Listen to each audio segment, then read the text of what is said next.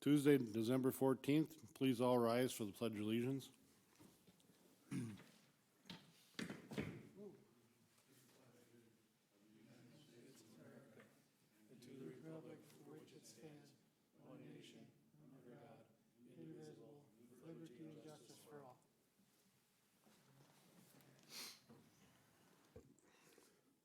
Roll call, we're all present.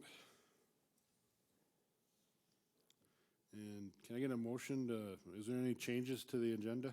No, sir. Agenda is submitted tonight. Can I have a motion to approve? Move for acceptance. Second.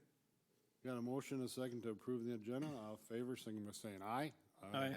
Opposed, same sign. Passed, all present. Rezoning the Trisco property, County Road 137.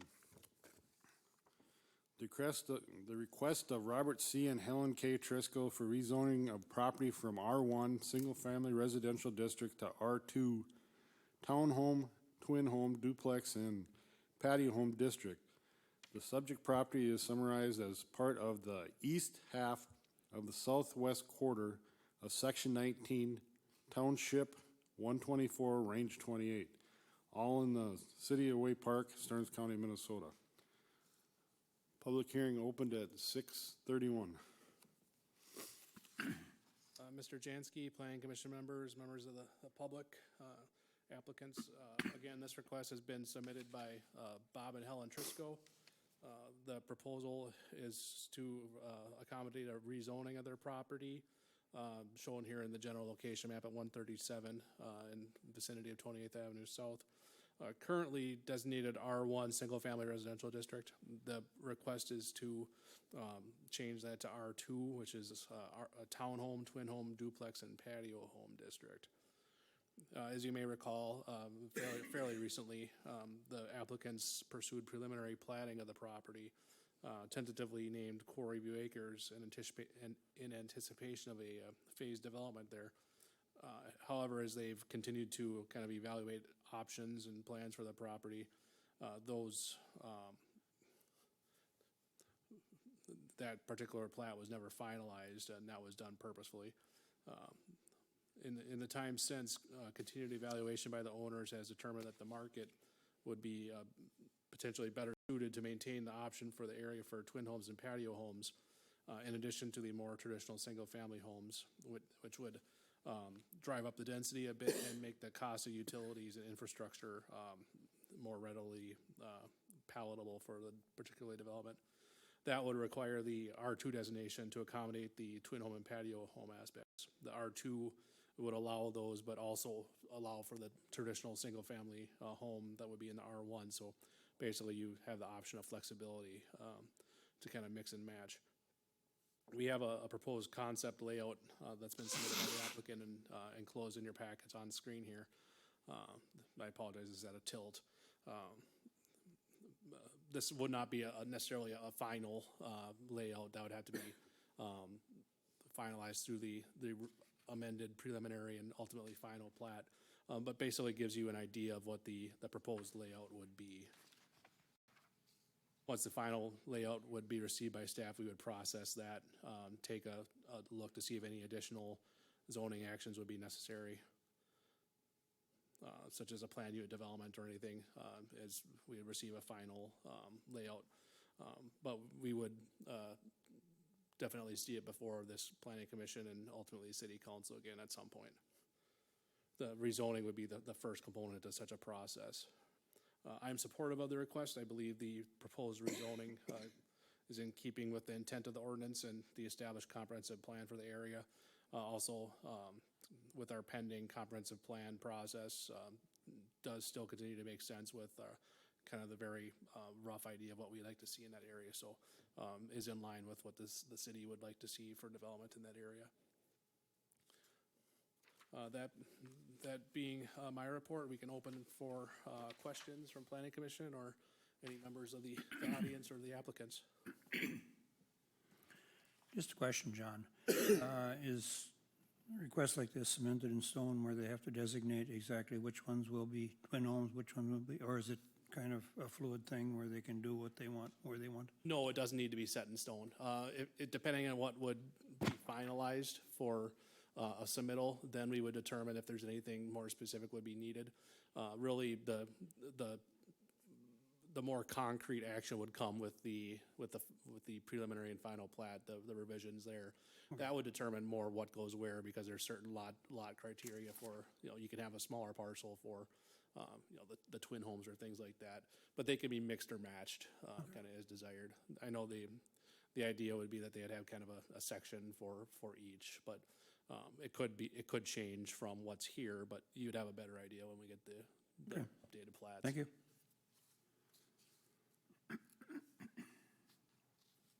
The commissioners have any questions?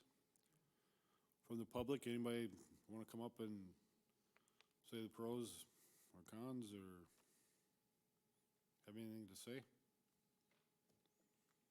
Move we close the public hearing. Second.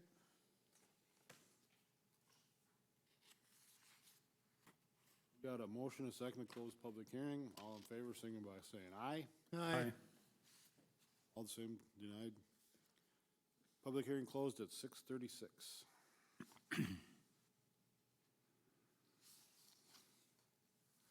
Chairman Jaski, I'll make a motion to approve the rezoning property from R1 Single Family Residential District to R2 Townhome, Twin Home, Duplex, and Patio Home District. I'll second that. We got a motion on the table to approve the rezoning. All in favor, signify by saying aye. Aye. Opposed, same sign. Pass with all present. For the applicants and anyone interested, this item is projected to go to the city council for review on January 10th, 6:30 p.m. That's the projected date.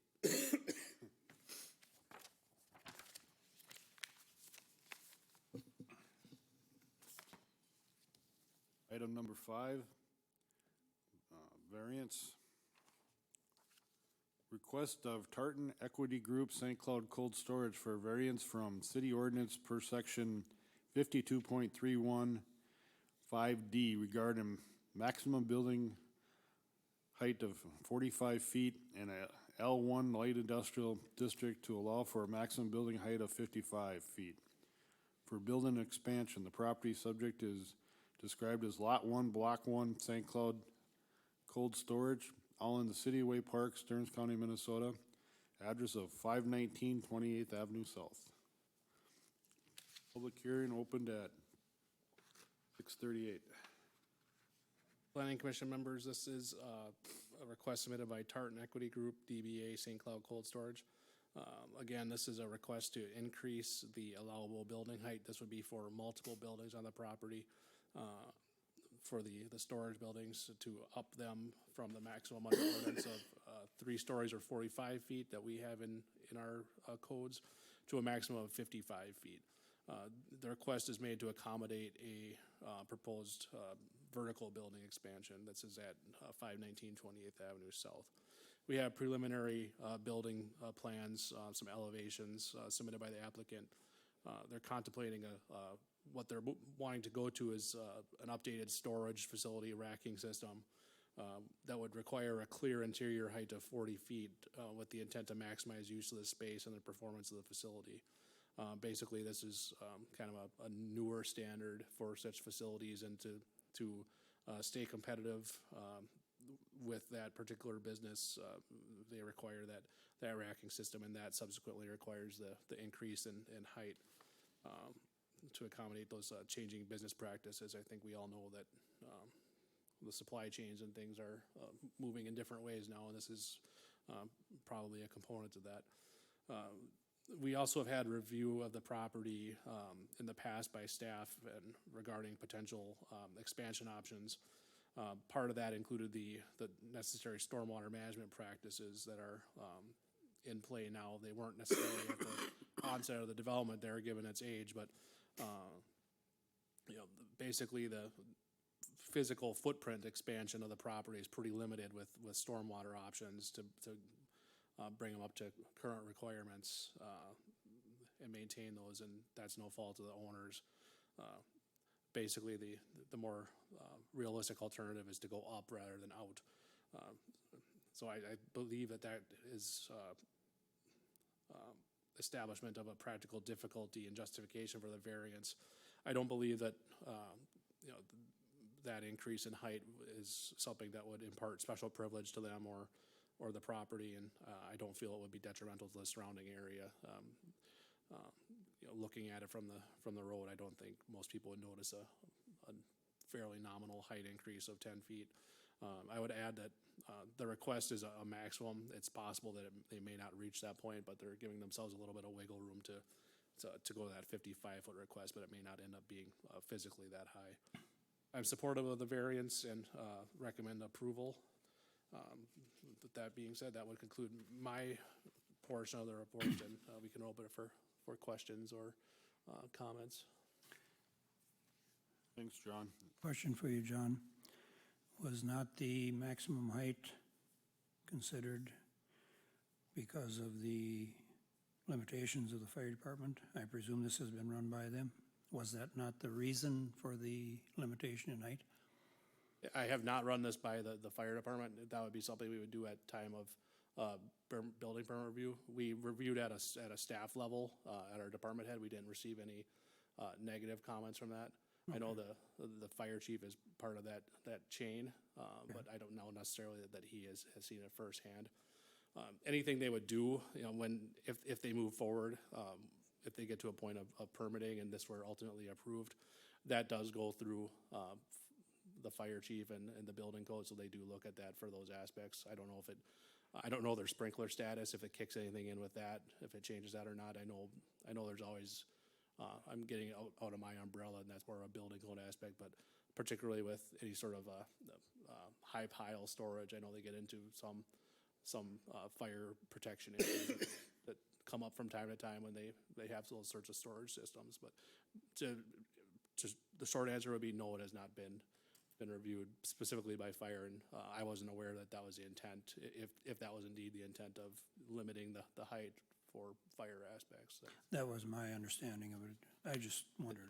And that's entirely possible, but I don't know that. It doesn't explicitly say it in the ordinance, but it's very possible.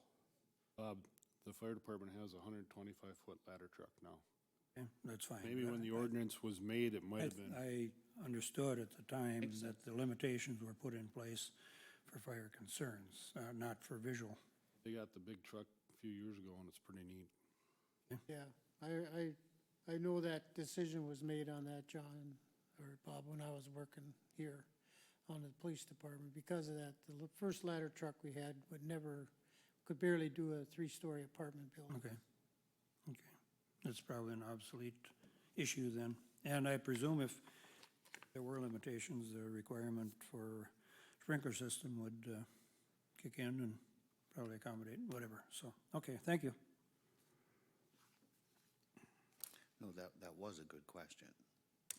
It was. Any other commissioners have any questions or discussions? I guess being, Public hearing. I would move to close the public hearing. I'll second that. We got a motion and a second to close the public hearing. All in favor, signify by saying aye. Aye. Opposed, same sign. Public hearing closed at 6:43. In light of the fact that staff has reviewed this and does not have any objections to it, seemed to be a reasonable request for a variance, I would move for approval of the variance request. We got a motion and a second to approve. All in favor, signify by saying aye. Aye. Opposed, same sign. Passed without present.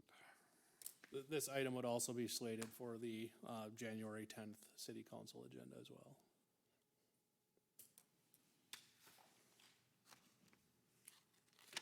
Any old business or anything else, John? No, sir. My only other business for the evening would just be to thank everybody, all of you, for another year of service, and wish everybody a good, safe holidays and enjoy your time and safe travels wherever it takes you. Thanks, John. Thank you. Thank you. Wanted to ask you though, I haven't seen a timesheet. Do we have some sheets to sign? I've already got your signatures from the last one. We'll just mark in your time for that. Yep, the only one I didn't have was Jeff, so we'll make sure we get his. Motion to adjourn? I'll second that. We got a motion and a second to adjourn. All in favor, signify by saying aye. Aye. Meeting adjourned at 6:45. Thank you, everybody.